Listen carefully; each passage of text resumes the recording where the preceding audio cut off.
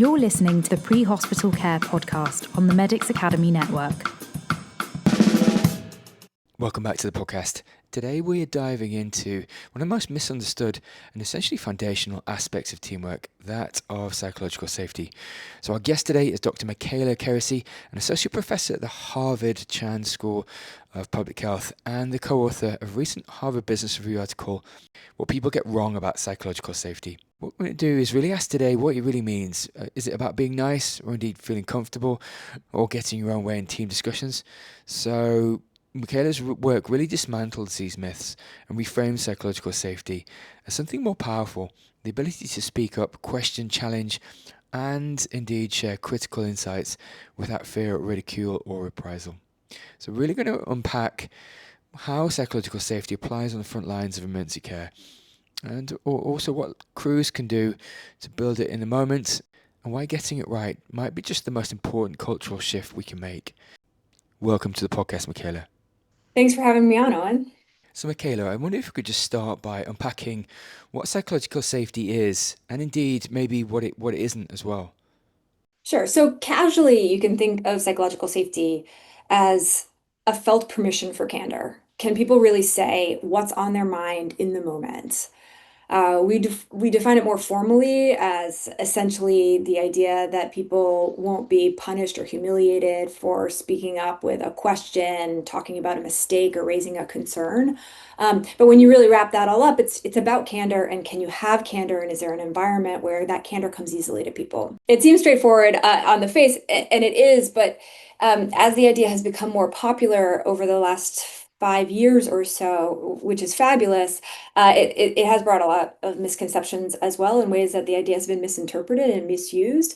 And when that happens, it can actually undermine the whole point of psychological safety, which is really about learning and learning fast. So Michaela, within the piece, you denote 6 different misconceptions around psychological safety, and just really seek to redress these misconceptions.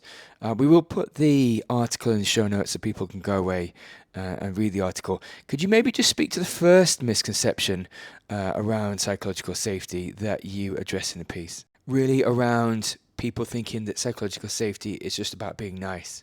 Sure, and this is a big one. And it makes sense why people often think that it's true or equate being nice with psychological safety. But the problem is that being nice is often actually code for not saying what's really on your mind, right? To hiding what you really think so that you can take care of somebody else's feelings. And that, in its essence, is actually kind of the opposite of candor. And so we really tried in the piece and in our work, especially in healthcare organizations, where in sort of healthcare efforts, where there are often professional codes of conduct, and it matters to be nice and to be professional. But what we really want to see happening here is people bringing up what's on their mind, especially if it's what matters for a patient who is in critical condition. And that doesn't mean at all being unkind. Certainly you can be nice and you can be polite, but if it's holding people back from saying what's on their mind, that's where it creates a problem. So Michaela, can we look at the second misconception, that about speaking uncomfortable truths? Could you just unpack that for us?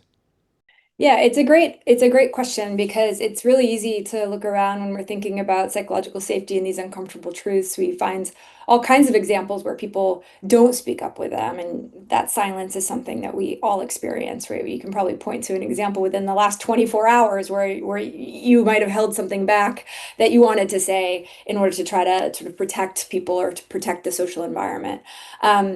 And yet we do find there are examples everywhere also of people taking that brave step to put something forward and having it have a real positive impact on a conversation. Those moments can often appear small, right? It's a statement that's said. And in the moment, you kind of have this feeling, right? You can almost see it in a room if it's live, where people kind of they are arrested or take a pause or their eyes open wide, like, I can't believe that person just said that. And then it's what happens in that next moment where you can see the light bulb go off as this moment of learning, this moment of realizing something that everybody kind of knew was there, or a few people knew were there, and it wasn't being stated. But once that statement is said, it opens up the possibility to do something about it. So an example Let me think. Here's an example. We did this really interesting observation of healthcare teams that were working on quality issues over 2 years, and we tracked every single meeting. We sat in every single meeting, recorded every single word that was said by whom, and the impact of what was said. And one of the things that happened is that one of the teams that actually ended up being really successful in the end and making huge strides, they had this moment where somebody quit the team because they were so frustrated and angry about the team's work. Um, and they were having a meeting sort of after that where they acknowledged that the person had quit, and then somebody said out loud that they thought the person quit because they were so frustrated and angry with the team. And when you say something like that, right, that's a big statement to say that says like we have to wake up and think differently about how we work. But what was really interesting is what happened next is that then they had a conversation about what was making that person so mad. And it wasn't a long conversation, but it was an important pivotal moment for them because they were able to identify some of the systematic problems that they were having as a team, and then they fixed them. And then you see this really different trajectory for that team as compared to another team that we were studying, where they were having all kinds of problems, but nobody ever said it out loud in the room, and they were never able to fix it. You just see the problem kind of repeat over and over and over again. So these small conversations can kind of create this collective understanding of what's really going on. And that's the path to being able to solve the problems that plague us. So, Michaela, could we look at just the adage of disagreeing agreeably and really not necessarily falling into that trap of groupthink, but how we proceed in a psychologically safe way without feeling like we're forced to agree on everything? Yeah, so this one is really an important one, and we see it come up all the time. The animating story that I like to tell is an example of a team leader who mentioned to me she was frustrated because they had had a meeting and they had had a really good fight about something. They disagreed. And after the meeting, the colleague with whom the main disagreement was happening pulled her aside and said, "You didn't support my point of view in that meeting. And because of that, you hurt my psychological safety. And that's something that we have to address." And the frustration that that leader was expressing to me was spot on, which is that that's actually very counter to what psychological safety is all about. Having a disagreement is in the spirit of psychological safety. Um, and so that, like, when we're trying to clarify that misconception, the idea is that all voices are welcome to help shape what the answer is. But it does not mean that your part that you come to the meeting with is the answer that must be accepted by all. And I think you really framed it really nicely, this idea that it's you, the team answer, right, is what you're really striving for, right? You might come in with an individual point of view on what it is, and it is absolutely important for you to be able to surface that in the meeting, and that's psychological safety. But what the answer is a different question. And what the answer is about what is best for the organization, best for the patient, best for the moment of the work.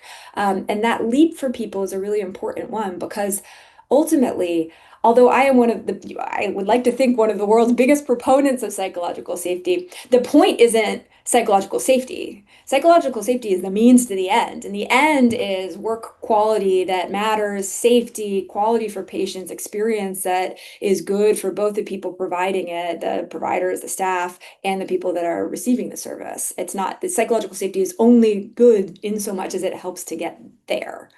So, Michaela, could you speak to the fourth misconception around psychological safety, and indeed maybe some examples actually where we can really avoid this misconception? This one is actually an old classic in that whenever I present about psychological safety especially in healthcare environments where outcomes really matter and people are there because they care about the outcomes, um, there's this sense that, oh, I can't do psychological safety. That would be nice. But the pressure on us to perform is so high and it matters so much for patients, for safety, for quality, that we don't have the luxury to do psychological safety.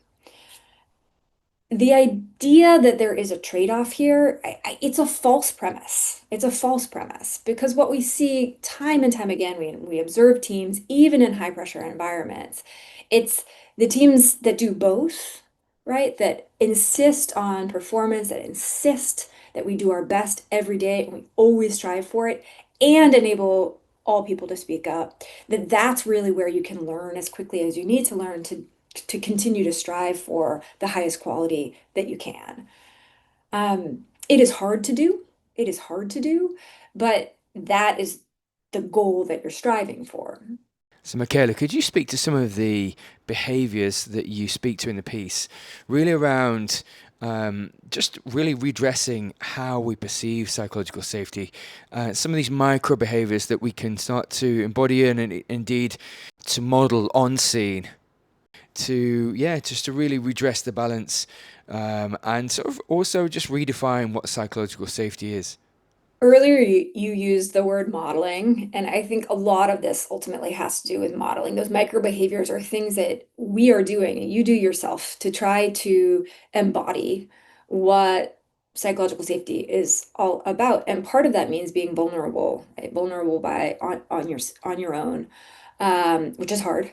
But certainly as leaders, we can't expect that other people will come forward and be vulnerable in front of us if we're not willing to do it ourselves. And often you can see this thing happen where now that people know about psychological safety, and it's rare that I come across a leader who doesn't believe that it's important. Like, most people recognize that it matters.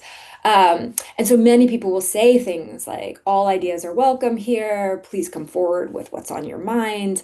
And those messages are certainly important.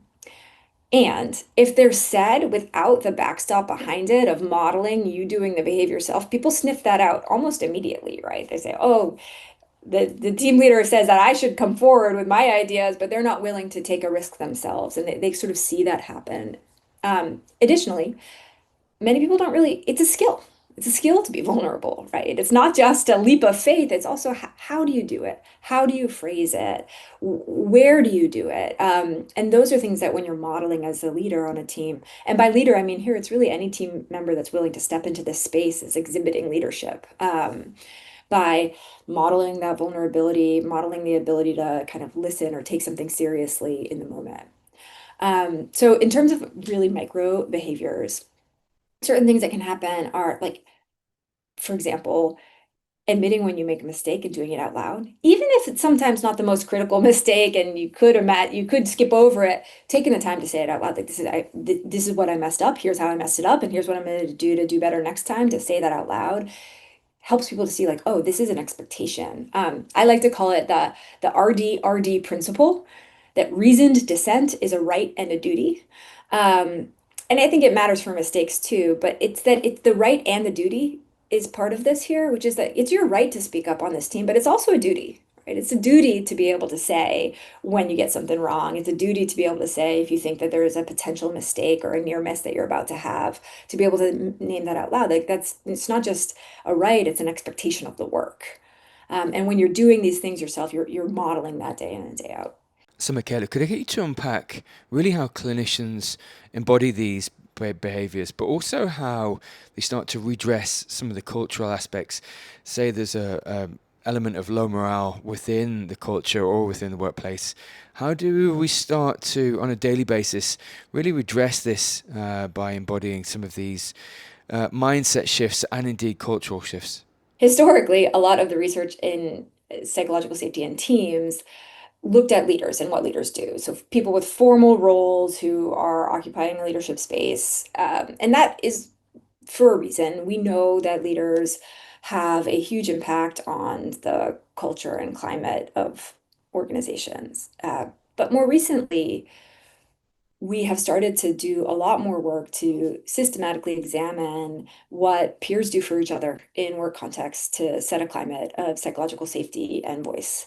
And what we find is that there is a huge locus of what is done in psychological safety that is done for peers by peers in both modeling these behaviors, but also responding productively to voice when it comes up to set a climate where you know that what you're saying is going to be taken seriously by your peers. And so we wrote this paper where we tracked meetings and we looked at every idea that was brought up across a team with a lot of hierarchy. This was in healthcare. In healthcare, we tend to have teams where there are these huge hierarchies, right? By status, by role, by profession. And what we found was that most of the ideas from higher status people in the team that were brought up were accepted right off the bat. And the flip was true for people that were had lower status roles, professions that were, the non-physicians on the team. And they almost, it was like almost the exact opposite ratio of ideas that the lower status people brought up and how often they were accepted. But what we did was we tracked the ones from the lower power groups that were implemented over time. And we tried to figure out what was it about those ideas that was different. And we were able to see, we weeded out all the differences that were due to like the ideas being rejected because they were just bad ideas, right? So we took just the cohort of ideas that were verifiably good ideas, and we looked at the ones that made it forward and why. And the thing that differentiated the ideas that made it forward were the set of behaviors that peers of the same level did to keep that idea alive over time. And some of the things that they did were like legitimizing the idea, vouching for it. One of my favorites was bringing it back up, essentially. So often when you are like lower in the hierarchy, and everyone I think has had this experience, you're sitting in a meeting, you bring something up, and people are like, "Oh, that's a great idea, Owen. Let's table that." And then you know that that idea has gone somewhere to die, and you're never going to hear it again. So one of the things that peers did for each other was in the next meeting, they would say, "Owen had this idea in the last meeting. I thought it was really important. We tabled it. I wanted to bring it back up." Behaviors like that help to basically set a stage where those ideas were then on the agenda and taken seriously. And it's hard to do it all by yourself.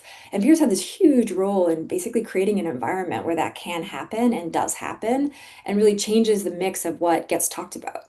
Michaela, could we pivot slightly and just look at after action reviews, or indeed maybe the anatomy and the dissection of an incident, or how it was managed, how it was led, and some of the outcomes? How do you really approach a debrief? What's the tone that you set to allow people to speak freely and to disagree agreeably? That's a great question for all of this around psychological safety. It is a daily practice, and it is something that even me, or maybe especially me, somebody that studies it almost every day, thinks about it every day, teaches about it, speaks about it, writes about it. Every time I am talking about it, I try to walk away with a reminder to myself about like what is the thing that I'm going to do today to try to do better on this because it's a moving target. I often get asked like when you measure psychological safety in organizations, we usually do using surveys, and we'll give some sort of scale, like a 5-point scale, and we'll ask some questions, and people say, okay, well, am I aiming to get to fives on all, and then am I done? Well, we've achieved it, and it's the sad truth is that you don't really ever achieve it, even if you get all fives. It's we know it's not stable. Things happen. It dips down. You bring it back. You're distracted one day, and all of that really is part of the phenomenon here. So it's not like you don't get to just achieve it and walk away. Um, and part of that to me, and I'll get to after action reviews in a moment, but I think this is really important because it is sometimes missed when we talk about modeling, like we're talking about modeling, bringing things up, having hard truths. The other part of modeling is modeling the ability to do repair and to offer grace, as we all kind of get this wrong sometimes because we do. Sometimes you're tired or you had a bad day and somebody brings something up and you're like just not having it.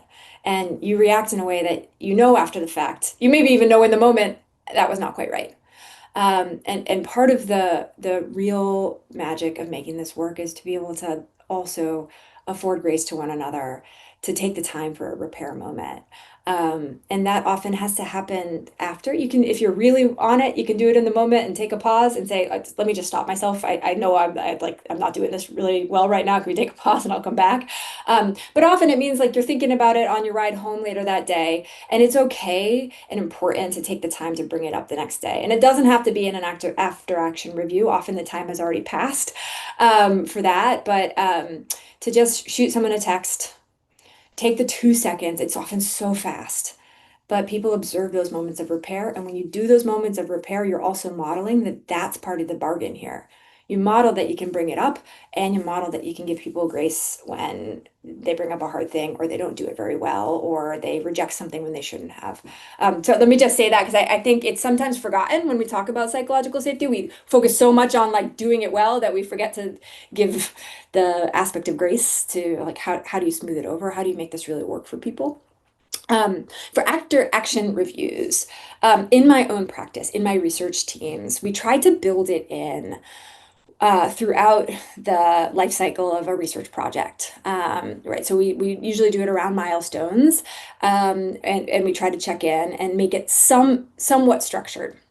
I like to use a couple of questions. I use the plus minus delta approach. What worked? What do we need to change? What didn't work well, and what do we need to change?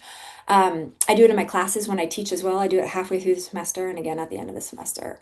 Um, I believe strongly that the most important thing is that you do it, that you carve out time to do it. I've seen people structure these conversations in all kinds of ways in all kinds of industries. Um, and there's many ways to do it and many languages for it, and it's okay to make it your own. But the key is just to schedule it and to put it on the calendar, because the one thing we know is that it doesn't happen by default. It doesn't happen by chance. It will not happen if you do not put it on the calendar. So, Michaela, walk us through how you conduct a debrief and indeed how you approach it. Yeah, just from looking at maybe the successes first and then indeed the challenges and just the importance really of celebrating success initially before you look at the challenges of a case. Yeah, I love that. And I love also that you're adding the reminder that that there can be positive pieces to this too, and moments of celebration. And it's not just like beating up on each other all the time and eviscerating ourselves, because that can get a little tiresome as well. We have to do it, and that it there is also learning to be had from talking about the things that people have done really well, or as a team that we've succeeded on. We had some amazing colleagues that did a study on this in with they looked at um, the post reports on after deaths in their hospital, and they added a specific request for positive feedback in addition to the critical feedback. And what they like coded it really carefully, looked at qualitatively what were people saying. And one of the things that they found that I thought was just brilliant, this is my colleague Isaac Chua, um, was that it's different information. When you ask people to also give something positive, it's not that it's just a different like valence, it's that people talk about different things. And so when you're only focused on the negatives, you kind of miss an important part of the story. Often people talk about like communication strength, trust, or things that happened that really make their job easier to do day in and day out. And that you'll like basically totally miss that if you only focus on the critical. So I'm glad you bring that up, because it is vital. And it's not just about more feedback or diluting the negative so that you can be nice. It's actually just about a different source of information and different type of information about how our work happens together. So, Michaela, are there any habits that we could form and indeed embody on our next shift that would really maybe affect the culture? Is anything sort of top of mind that you would advocate? One habit is to try in each interaction, especially if it's an after action review or a learning oriented interaction, is try to ask one question each time that elicits a point of view or a statement or an idea from somebody who might not otherwise bring it up. If you can become a really good question asker, you can create psychological safety really with almost out even trying, because it is in eliciting through a question where you don't already know the answer, where you know that people will have something important to say, that simple statement of a question can be an incredibly powerful lever for change.